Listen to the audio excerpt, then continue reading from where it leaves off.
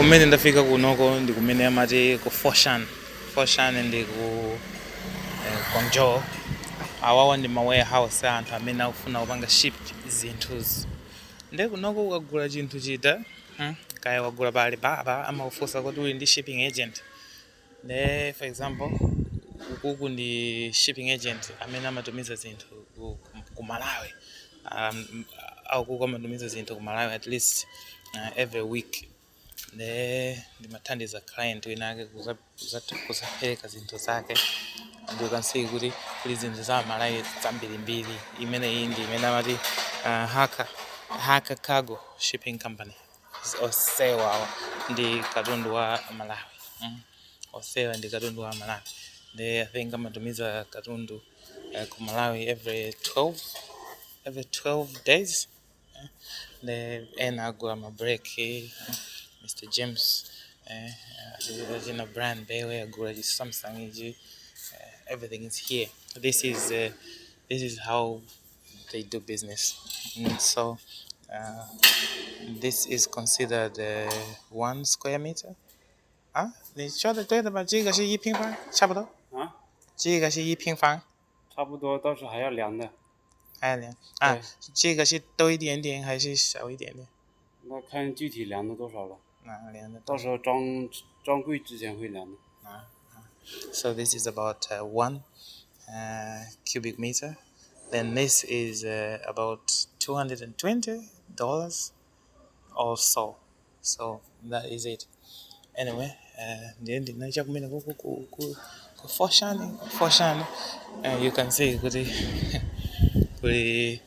ndekuda kupita ku dziko lina kuli chani kuli some black guy is also doing his business. Noko ndekuti ma Africans amakhala kutumiza zinthu all over the country, all over the continent.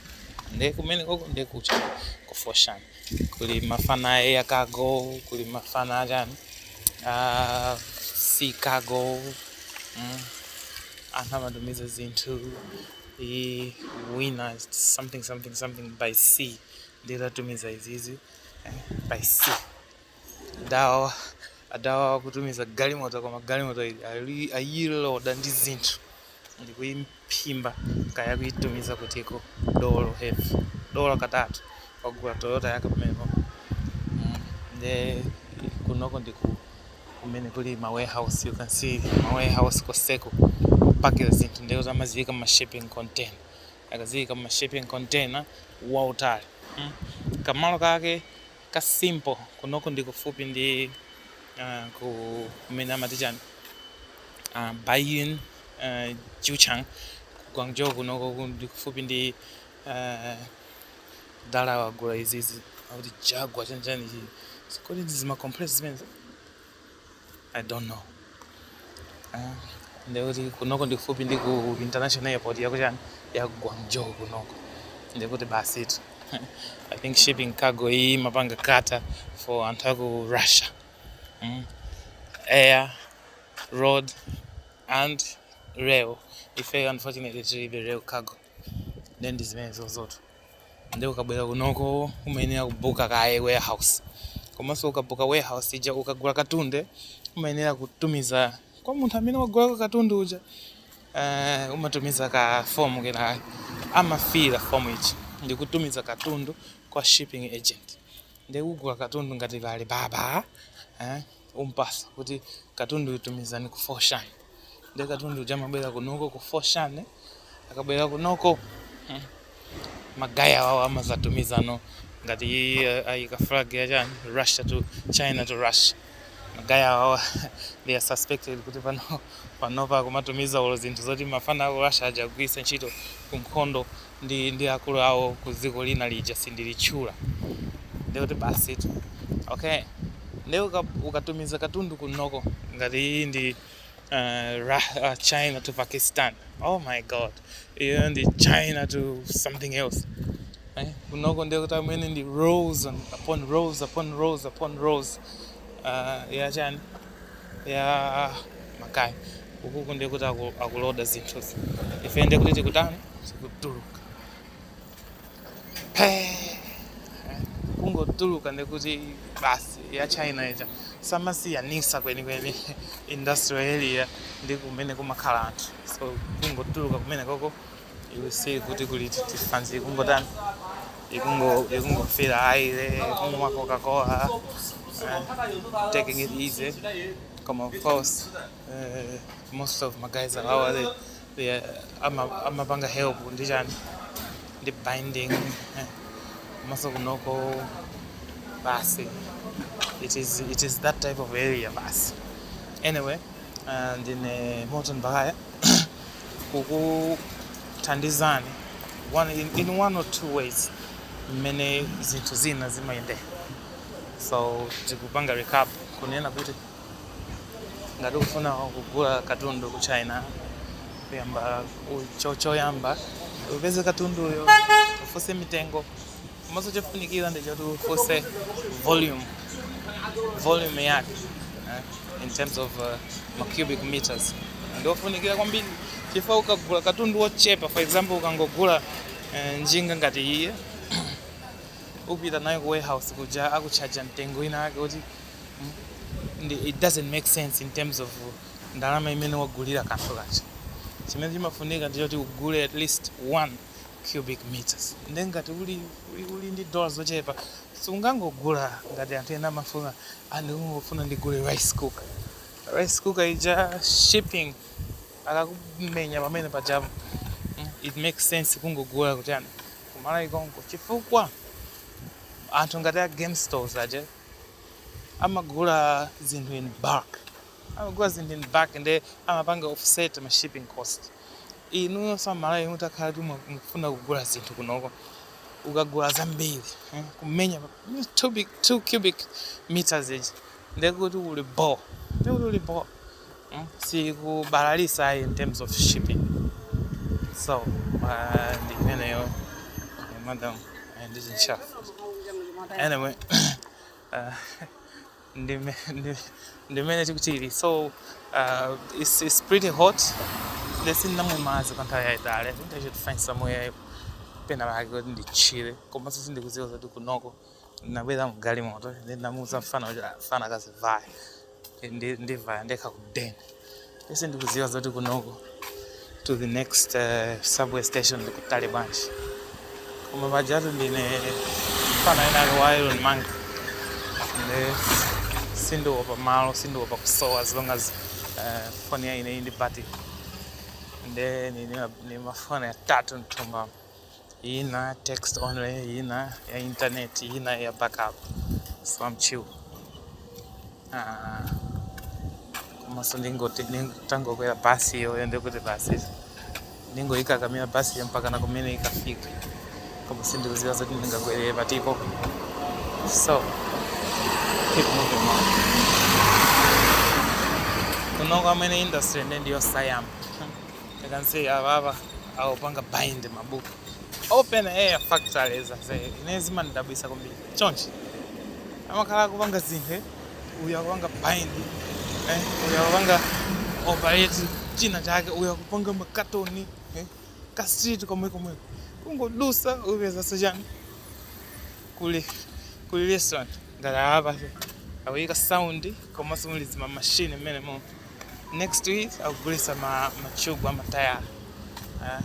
Ndikuti basi imene ndi life ya kwanjo ababa ndikuti dawa umenya knitting akumenya kaya kupunga chani mmene momo ndi life ya anzatu kuno. Limbe yawo ndi imene it's very common kupeza machine ngati awa atango wataya ngati iye ndi kumene amazagula chani machine yawo.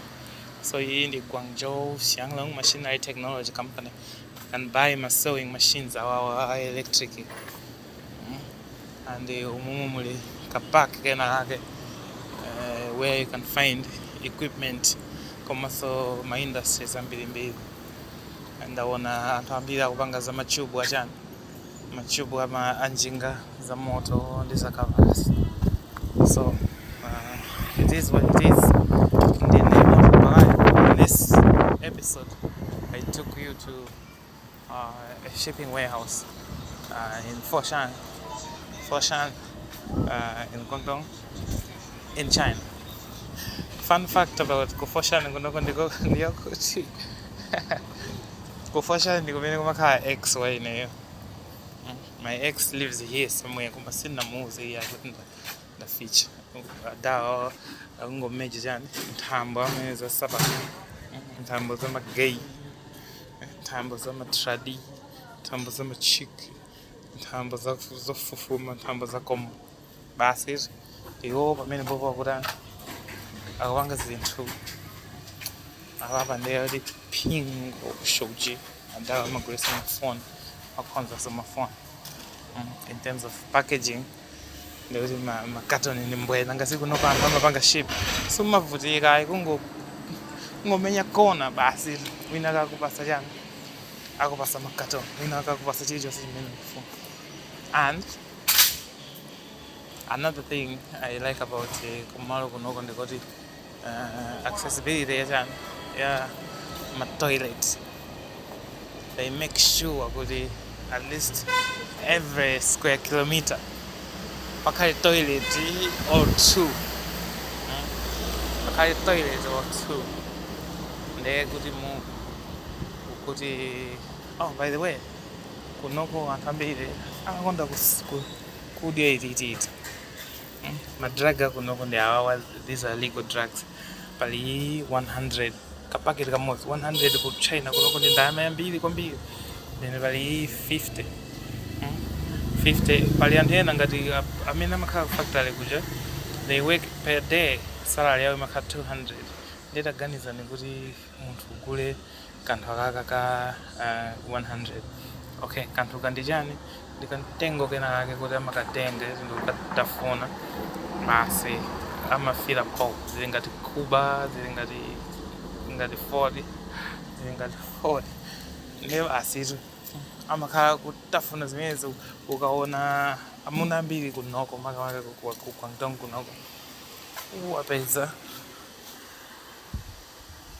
uwapeza tatani manually be chimene akupanga iwo ndi choti basi to feel good amatafuna zimenezo constantly ngati madala akupanga apo kuti asegule kamalo ndikuti kupeza manu b manu akuwonongeka manu akudyeka why akudya zimenezozo ndezodula so you wonder kuti munthu salary per day ena maleba 200 koma akutafuna titoto ta 100 anyway this is him and she not yet naona kashopu kenakagulisa zowezera somba and you know me as fana hapa mlowezi kaone kumina kuti what the fuck is going on anyway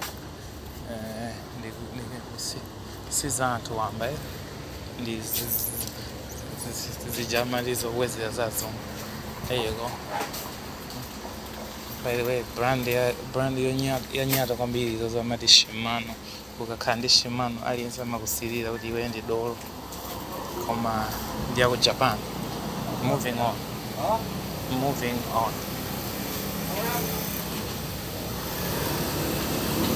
Kaya magula ndi ndani kaya zinthu zima plastic amachokera kumene ine ndi makhala pena ake pamusi hapo of course kumene ndi makhala ine ndi 100 kilometers from here 100 kilometers ndiye watali ndithu koma paphatikiza mutu kunoko matreni ndi mbwe imakhala nkhaniyo sadandaulisa kwambiri 45 minutes umakhala tofika ku 10 ndezile ngati kungokhala zili ngati kukhala kuti kukachere chabe sizodabwisa iya komanso tizinthu tawo tintochipa ndaona tisabato itayika 39 again ninapanga video inake ndinanena kuti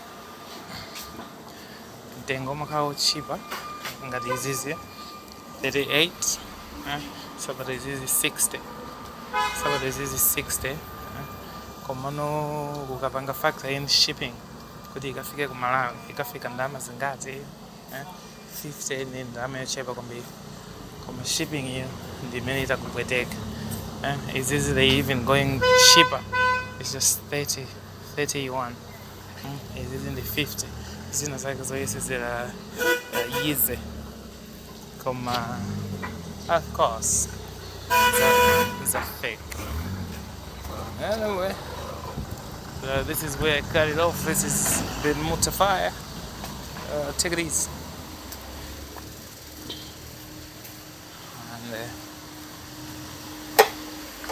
And Sinanyamule GoPro, and the video will be all over the place.